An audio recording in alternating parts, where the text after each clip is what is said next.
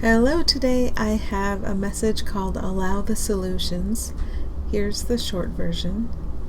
There is a discernible difference of feeling between the ego's sorting of thoughts and the natural happening through you of spirit. It is safe to turn ever inward to allow the solutions to the problems that seem outward.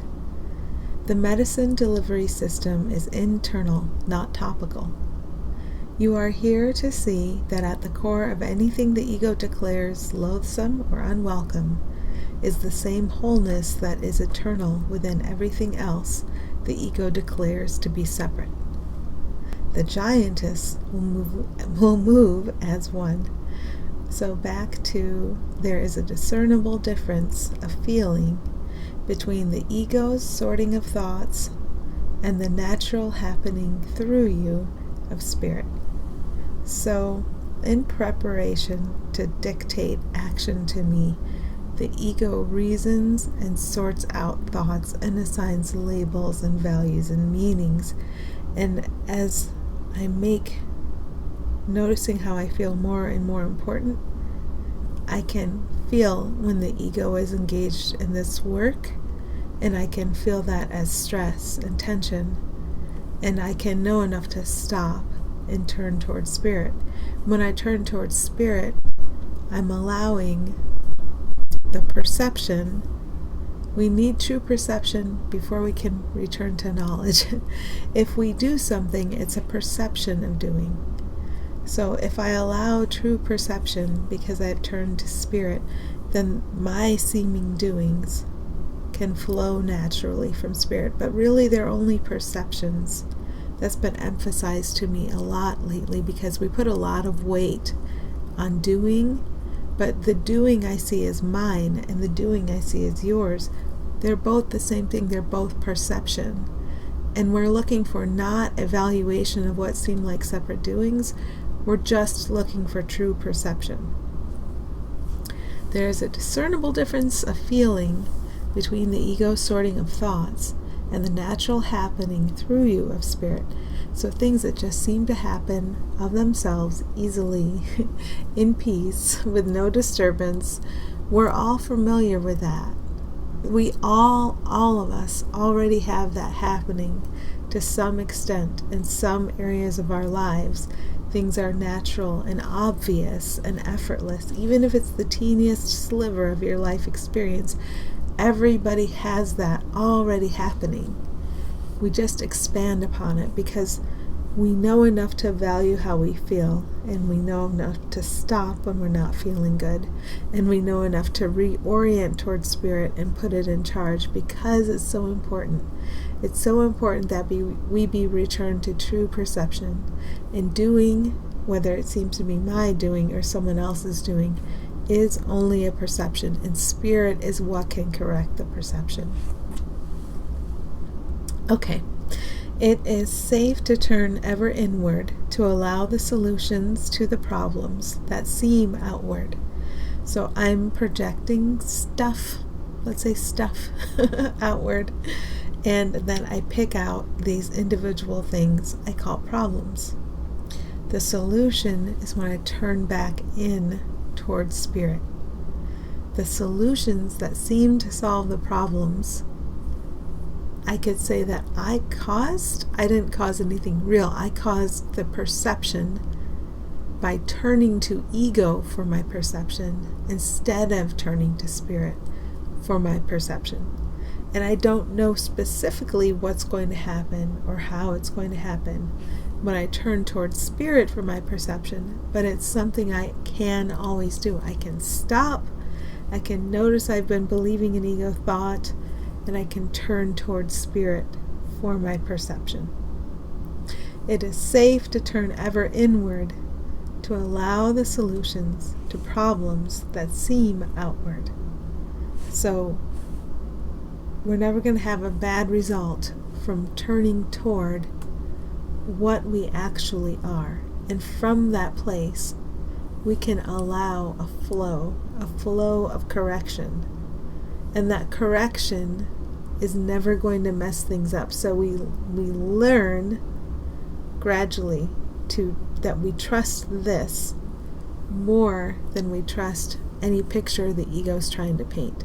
And when the ego is trying to paint a picture, we can feel the stress and the tension and the unhappiness of that, and we can use it as our cue to turn inward toward spirit. The medicine delivery system is internal, not topical. So when we try to move around in the world and solve things in the world, from the world, that's the topical solution. We're trying to go outside in with this. But if there's a remedy we need, and there is a remedy we need, if we don't feel good, we need a remedy.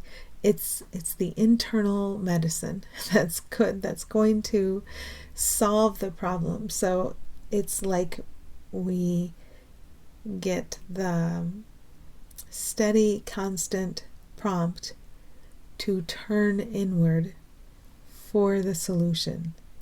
Ego doesn't see anything inward. Outwardly is everything the ego sees it can judge. Inward is what the ego fears. So when the ego is telling me I'm afraid of something outside, actually that's the ego's fear of the something that's inside, that's greater than it, that is the only power there is. That's what the ego is afraid of. So I don't have to be fooled if the ego is telling me I am an I that is a separate entity, and I am afraid of this and I am afraid of that. That's actually a lie. All the things ego tells me I'm afraid of, everything is a lie. It's actually ego being afraid of this power that will end it, because ego's finite. Ego's temporary. Ego came here to make a bunch of messes, not real messes, in our perception, and to gain a sense of separate self through that conflict.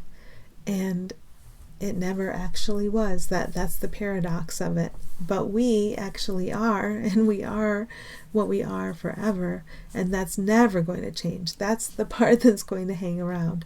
That's the part we can turn inward toward. So the medicine delivery system is internal, not topical. So if we look within anyone or anything, there is the greatest power for healing. There is the greatest power for good. And that's the reality of that being or that thing. The greatest power for healing and good that's directly behind the surface of anyone or anything is the most real thing about it. And the more we can tune into this and remember this and rest in this and find our safety there, the more safe and loved and guided we're going to feel. We learn to tune into what's real. So you are here to see that at the core of anything the ego declares loathsome or unwelcome is the same wholeness that is eternal within everything else the ego declares to be separate.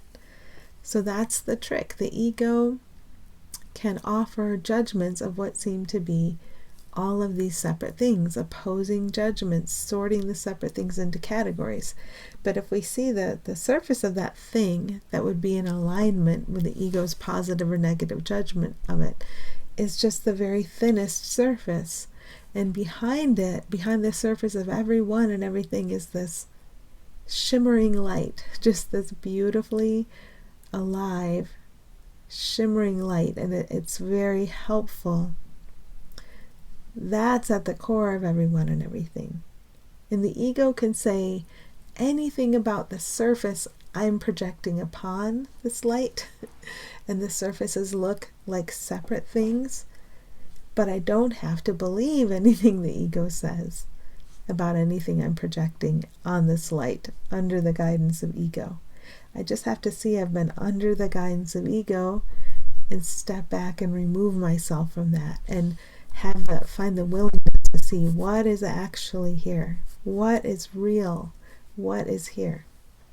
You are here to see that at the core of anything the ego declares loathsome or unwelcome is the same wholeness that is eternal within everything else the ego declares to be separate. So that invalidates all of the ego's opposites. But as we walk through and out of the illusion we made, Spirit knows everything about how to use that illusion to help us keep walking through and out of it. So while I'm not going to believe any of the ego's analysis, and I'll notice that when I do it hurts, I am going to acknowledge that the illusion certainly still seems real to me, and it belongs 100% in Spirit's hands, not in mine, because I don't know what I'm doing. I need to rely on Spirit, and I need to be guided. Okay, the giantess will move as one. I got a little reactive to this statement. Ego called it cryptic and and creepy, and so I'm just exposing that to let it be swept away, to kind of get to the root of anything I should say about it.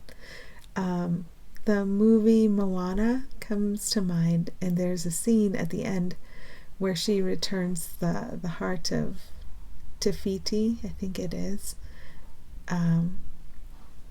to, let's see, I can't remember. I think they call, when this huge, enormous creature seems to be violent, they call it Taka. But then do they call it Tafiti when it's not? I can't remember. But anyhow, she returns the heart to this creature, and it settles down into harmonious nature from fire and destruction and vengefulness and wrath and danger.